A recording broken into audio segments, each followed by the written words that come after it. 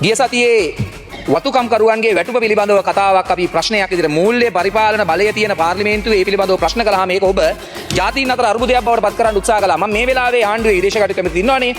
අභියෝග කරනවා කාට හරි කෙනෙකුට මෙතනින් එහාට මේක විසඳ ගන්න අවශ්‍යයි.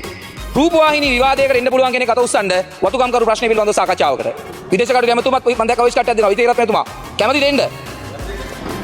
එන්න කැමති කෙනෙක් ඉන්නවද? අනම්මනා වැඩක් නැහැ. කැමතිද? ඌරෙක් එක්ක ලගින්න නැහැ කියලා කියන්නේ මටනේ. හරි ඌර ප්‍රශ්නයක් නැහැ. එන්න කැමති කෙනෙක් ඉන්නවද? බැයි නම් මතක තියාගන්න මේක අපි විසඳගමු. මෙතන මේ විනාඩිය දෙක අවශ්‍ය නැහැ. කවුරු හරි කෙනෙක් අත උස්සන්න. ඉන්නවද?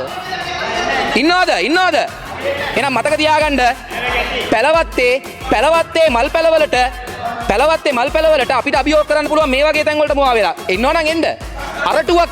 අරටුවක් එක්ක හැදෙන මිනිස්සුන්ට වගේ හැදෙන මිනිස්සුන්ට මල් පැල වල් පැල අභියෝග කරන්න එන්න එපා කියලා ඉස්සෙල්ලම කියනවා. ඉන්නවනම් එන්න.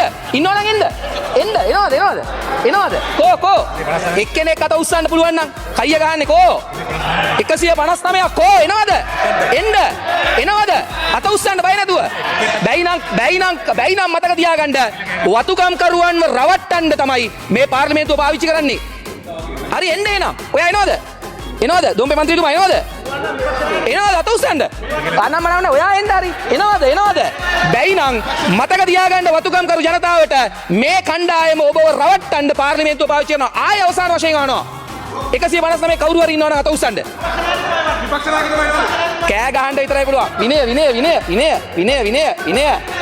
විනය. නිවාස අඩස්සිය තියයි විනය. බෑනේ. එහෙනම් මේ රටේ මිනිස්සු දැනගන්න ඕන දෙයක් තියෙනවා. කයිවාරු ගැහුවට අපිව අපහසුතාවයට පත් කරන්න 159ක් එව්වට කෂේරුකාවක් තියෙන කෙනෙක් නෑ මේ අභියෝගේ බාරගන්න. ඔය කියන්නේ? හරි. එහෙනම් කතාව ඉවරයි. එහෙනම් 159 කාට හරි ඒ වගේ හොඳ කෂේරුකාවක් තියෙනවා නම් බැරියයි කියලා කියන්නම්. පැලවත්තෙන් පණිවිඩය එනකන් අත උස්සන්න හයියක් නෑ. අධ්‍යාත්මික නායකයා ඉන්නේ. එයා කියනකම් මෙතන එක්කෙනෙකුට අත උස්සන්න බෑ. කයිවාරු ගැහුවට ඔහම කෑ ගහන්න පුළුවන්. හැබැයි නිශ්චිත ලෙස අත උස්සලා එන්න බෑ. අර එහෙන් අධ්‍යාත්මික නායකයන් පණිවිඩය එන්න ඕනේ. ඒක තමයි ඇත්ත. හරි කයිවාරු ඕනේ අත උස්සන්න බෑ නම්. බැයි නම් තවදුරටත් මේ කතාව අරගෙන යන්න එපා කියලා ඉල්ලීමක් කරනවා. හරි. එහෙනම් කතාව පැහැදිලි.